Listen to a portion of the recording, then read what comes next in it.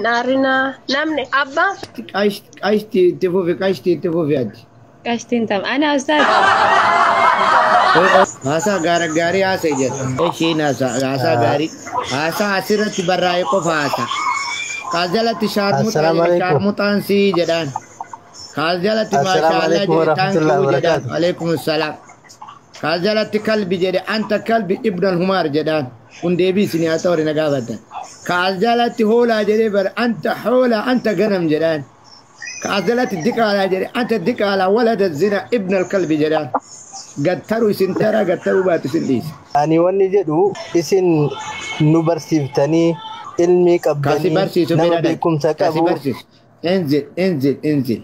Isin nu barsiisa ati jetteef namni si barsiisu hin jiru. Uummata rukutamaa kanatti tan itti qamaa ca'ee ta itti beela yaani akkanatti arrabsamaa xiqqaamaa hadiisa sitti mun jiru. Quraani sitti mun jiru. Deemi warra laayii biratti barsiisu jala taa'iraa dhageeffadhu. Laadimaan si barsiisu ati kakkasii ati abbaa kiyyaa ati obboleessa keessa baqara lammata safara kana gahe. Wanni ani isiniin jechuu barbaade. Jedhe. Aariman baay'isina. Uummata rukutama. Deemaasi. Aariin baay'ee waan aarsuun dabbalan dalagina. Shayxaana naan jedhe kun walada zinaa jala deeme kalbii ilmi haati kararra dhalte. Kun hin dhiifamu. As jalatti kan arrabsuun dhiisu. Ka dhaquu danda'u hin dhaqaayu anam. Ka dhaquu danda'u dhaqeetiin shuuti isa godhaayu maal fide? Ilbii isa jedhe. Shukri ilma zinaan dhalate. Ilma haati chirchaaroon dhalte maal fide? Nanna arrabsisiin jedhe. Dhiisi sheeka badasi hawwi dhiisi sheeka sinnu gorsa hoola badasi. Mee takkatti waa dubbadhaa jala taati. Koomentii keessa laalee isin arrabsuuf qophi'am. Cinqii dhiisi haasa ishee. Akkami nagaa? Kan nagaa isin galchu haasa'e waan qabdu. Haya mana si eegamee deemsa laati kottu asrii. Deem. Salaati kottu kattaa itti dabbaasi wallahi. Dabbaasi kattaa. Bayyuu dide kun baqaraan dhale. Salaati jedhaa yoo deemeti. Baafadha warri koomentaata. Karaati deemi mana nu eeda mana nama jabaa kana dhiifatan. Odeessibbo. Salaamu alaikum. Abdii saba. Leekum salaam itti fufi. Baga nuu jiraattan sheeka. Akkasi. Jiraadha nu galata rabbi. Akka rabbiitiif. Dhugaa rabbi maa wanta akkanaa daladdanii isin nama guddaa mi namarraa yaada fudhatanii isin fayyaddan mucaa. Diqqaatan rabbi si haa xiqqeessu. Lafti asriidha rabbi waan xiqqeen asitti haa jechu. Xiqqaadhu ati. Oola. Xiqqeenni ganamaan sitti haa galtu bakka ati niyyatin. Diqaalaa naan jette gurbaa shukuri. Maaf abbaafaan arrabsitan abbaafaan. Mee quba nu qaba abbaafaatti quba nu qabdi. Ati kamana kee banateetiin sheeka jettee naqattee narraa haasofsiisaa oolee mikalee viidiyoon kee na dhaqqabee jira. Keessa lakkoofsa keessa erga hojjaasaa keessa sheeka lakkoofsa na erga hojjaasaa. Maali keessa na haasoftee keessa sitti haasofna miidiyaa irratti naqattee gabaree maqaa sheekatiin daddaltu. Namni nama arrabsan jedhe malee sheeka maal jedhe afaan ofiitiin qabrii qabdani. Hin jenne. Sheeka maal hin jenne jedhe sheeka maalii dhufan hin jenne abbo. As bayaati. Kam yaati? Jirtu hoyaa keessanii? Nagaa galata rabbi. Gurbaan kama suuraa kanaa inni. Wallahi waan baay'ee sirraa barataa irra galatoomaa.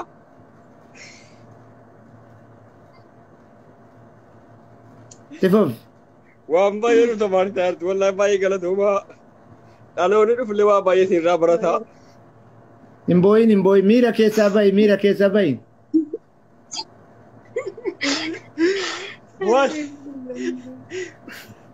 What? Miira keessaa bahi. Waa baay'ee sirraa barataa jirra galatoomaa. Waa baay'ee nu.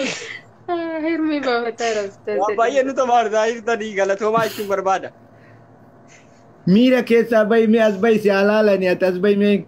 Supheen arrabsaa jira walas taa'e. Mootummaa. Dubbadhu keetaan. Mootummaa biltiginnaatti maashaallah cimaadha. Salaamu alaikum ustaad.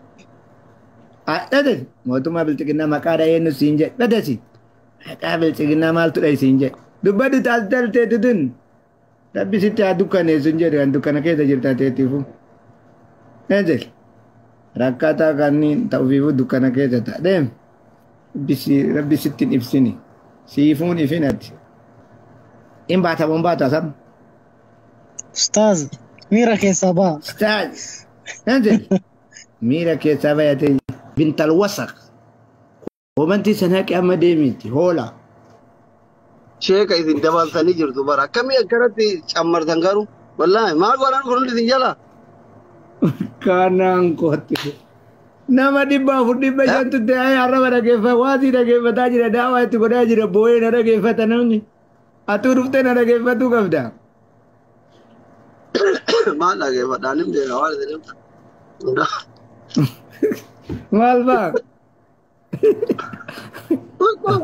Waan azaaba nama geessu beekaa waan jannata nama geessu beekaa isin dhageeffachuu baadha min waa gaallu. Sirrii jirta. Beeki ati torbee kana keessa waaziin kiyyuma kun irra dhaabbate kun ol garagalchee irraa caffartii faateen tun. Amma tapha nu jalaa qabi akkana dinan. Akkatti re'een tunii fi ijoolleen tun isin dammayti waan kana namaa dubbatuudhaaf darbe. Maatanuma bari re'eentu yoo gara battantee jette walitti raruuf hin xaaran beekta sagalee makiyyatti banani re'ee walitti. Re'ee walitti fiigee beekta. Wallahi ijoollee ta'e rabbi. Walbee gisee faayidaa re'een girr yetti beekta. Ijoollee wayilee dhiiraaf dhalaadhaa hin rafti utaalanii fiigan bakka dhuguma waan bareedanii adda addamma isan fakkaata kana baranii fidanii.